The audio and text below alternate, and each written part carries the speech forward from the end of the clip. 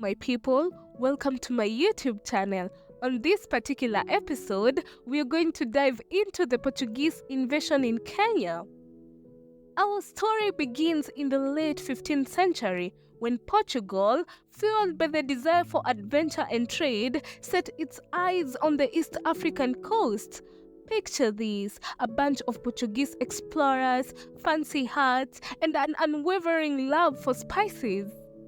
Ahoy, Kenyan shores! The Portuguese led by Vasco da Gama arrived, but their intentions were a tad bit confusing. They wanted spices, gold, and a shortcut to India. Talk about multitasking. As they docked on the Kenyan coast, the Portuguese encountered various local communities who were like, hey, what's with these guys and their peculiar hats? But jokes aside, they sought to establish trade and build forts along the coastline. Now, communication was a bit of a challenge. Picture this, the Portuguese pointing at spices and trying to make gestures where the locals responded with confused expressions. It was like a wild game of chads. To protect their newfound interests, the Portuguese built several forts along the coastline, like mini castles. They wanted to secure their spice trade, but little did they know that building forts would also lead to some unexpected architecture tourism in the future. Fast forward a few centuries, and these forts are now tourist attractions. Come see the magnificent blend of Portuguese architecture and Kenyan beach vibes. It's like a historical mashup of sun, sand, and selfies.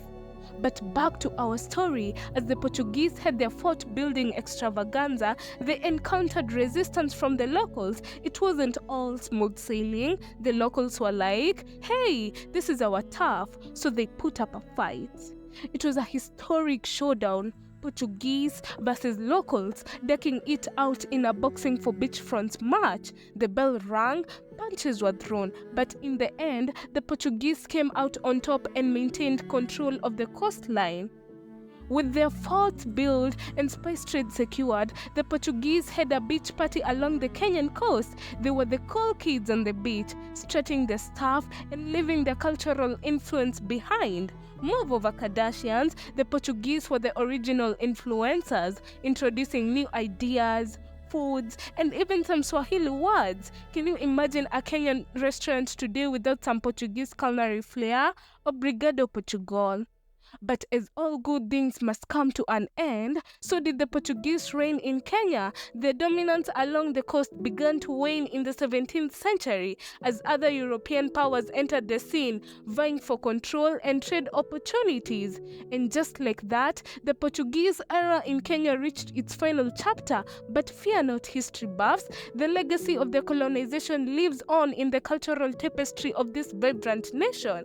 From the magnificent Portuguese-inspired buildings that dot the coastline to the mouth-watering fusion dishes that blend local flavors, the Portuguese spices. There you have it, folks, the tale of Portuguese colonization in Kenya. Remember, history is not just a collection of dates and names, it's a vibrant journey that connects us to our past. If you enjoyed this exploration, hit the like button, subscribe to our channel, and join us for more exciting historical adventures.